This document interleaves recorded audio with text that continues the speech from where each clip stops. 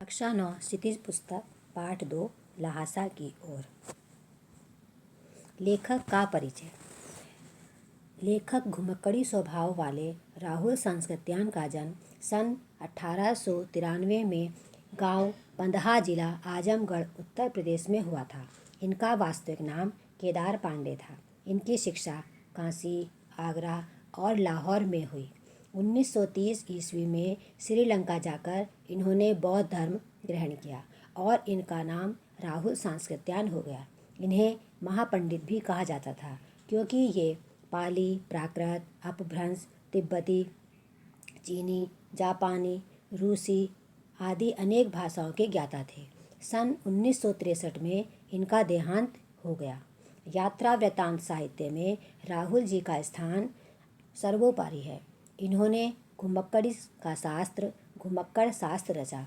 अनेक स्थलों की यात्रा करने से मनोरंजन, ज्ञानवर्धन एवं अज्ञात स्थलों की जानकारी मिलने आदि के साथ साथ संस्कृति तथा भाषा का भी आदान प्रदान हो जाता है। इन्होंने विभिन्न स्थलों के भौगोलिक वर्णन का प्रस्तुत करने के अलावा वहाँ के लोगों के रहन सहन की सुंदर झांकी भी प्रस्तुत की है।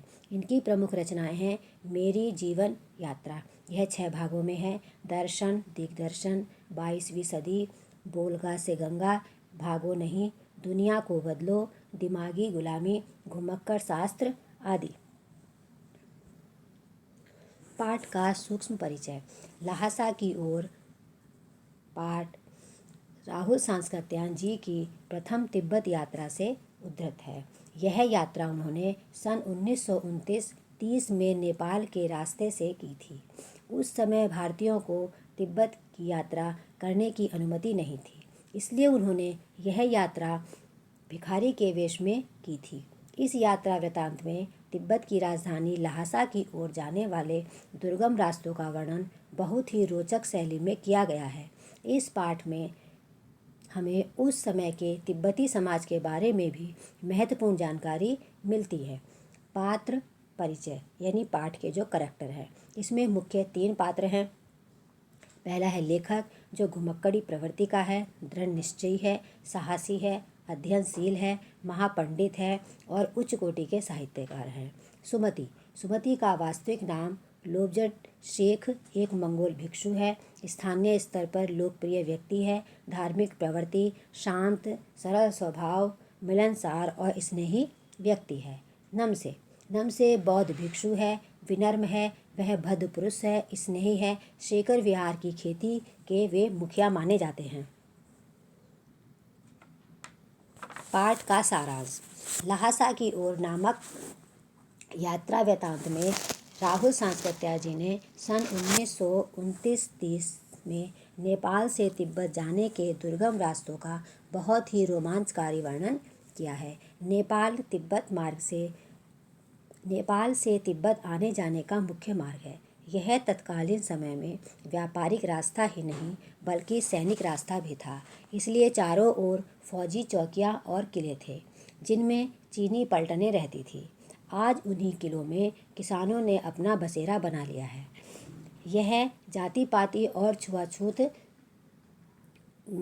वहाँ पर नहीं थी। औरतें पर्दा नहीं करती थी। निम्न श्रेणी के भिखमंगों को छोड़कर कोई भी अपरिचित व्यक्ति घर के अंदर आ जा सकता था। घर की सास या बहू चाय बनाकर लाती है, नहीं तो आप स्वयं भी बना सकते हैं।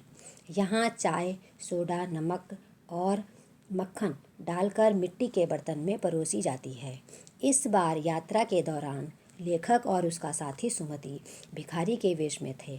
तब भी उन्हें थोडला के आखिरी गांव में सुमति के जान पहचान वाले घर में अच्छी जगह मिल गई। 5 साल बाद जब वे इसी रास्ते से लौटे तब वे भिखारी के वेश में नहीं, एक भद्र यात्री के वेश में थे। फिर भी किसी ने रहने के लिए उन्हें जगह न दी। उन्हें सबसे गरीब झोपड़े में रहना पड़ा।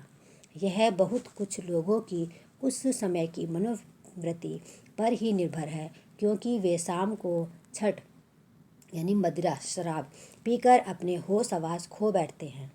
16-17 हजार फीट की ऊंचाई पर स्थित टांडा खतरनाक स्थान है।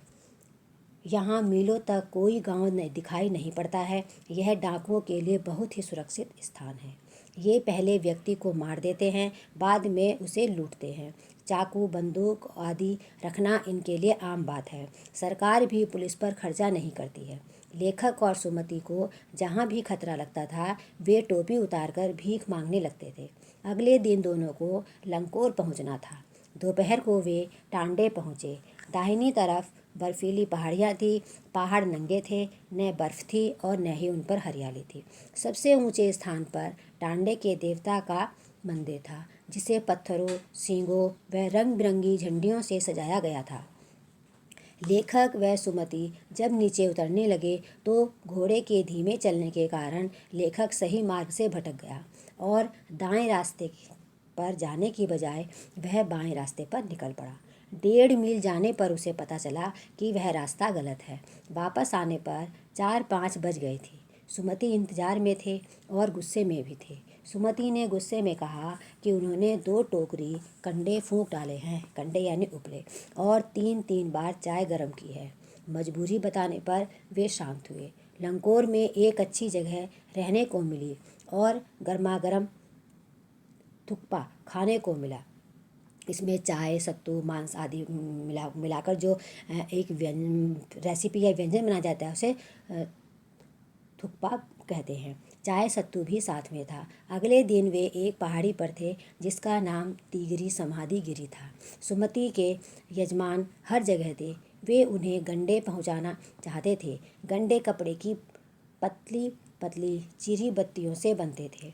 गंडे खत्म होने पर सुमति कपड़ों से नए गंडे बना लेते थे। लेखक ने सुमति को दूर गांव में न जाने के लिए राजी कर लिया।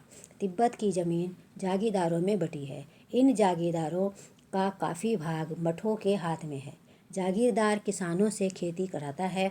कोई भिक्षु खेती का प्रबंध देखने जब आता है तो उसे राजा के समान आदर मिलता है। लेखक और सुमति शेखर विहार में एक भद्र पुरुष से मिले, यानी सज्जन व्यक्ति से मिले। भिखमंगों के वेश में होने पर भी उन्हें आदर मिला। वहाँ एक बौद्ध मंदिर था जहाँ लेखक और सुमति शेखर विहार में पहुँचे और उन्होंने वहाँ पर बौद्ध धर्म की 103 हस्तलिखित पोथियाँ रखी हुई देखी। वहीं लेखक ने अपना आसन जमाया। एक एक पोथी 15-15 शेर की रही होगी। लेखक उन्हीं पोथियों में रम गए, यानी वे उनको पढ़ने लगे। सुमति ने यजमानों के पास जाने के बारे में उनसे पूछा तो लेखक ने उन्हें अनुमति दे दी। अगले दिन वे भिक्षु से विदाई लेकर चल दिए। पाठ का सारांश समाप्त।